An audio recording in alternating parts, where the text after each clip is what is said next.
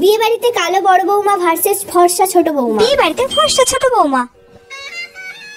মা, আমাকে এই শাড়িটা পরে কেমন লাগছে? আরে ছোট বৌমা, তুমি যে রঙের শাড়ি পরবে তোমাকে সেই রঙের সুন্দর লাগবে, খুব সুন্দর লাগছে। থ্যাংক ইউ মা।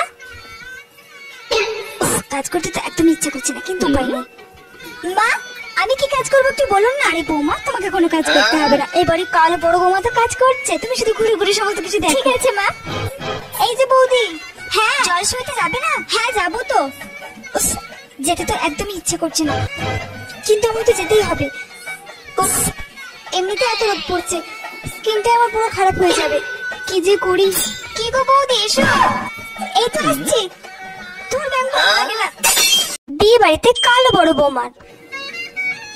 মা চলুন, কি কি কাজ করতে হবে সেগুলো দেখিয়ে দেবেন। বৌমা, তুমি কি রঙের শাড়ি পরেছো? কেন মা, কি হয়েছে? গায়ে রং তো কালো, তারপর আবার নীল রঙের শাড়ি পরেছো, কি বিচ্ছিরি লাগছে দেখতে, চোখের সামনে থেকে দূর হয়ে যাও।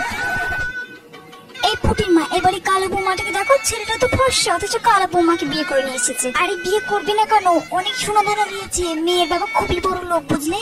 ও এত রোদ পড়েছে, বাপরে বাপ কি গরম লাগছে।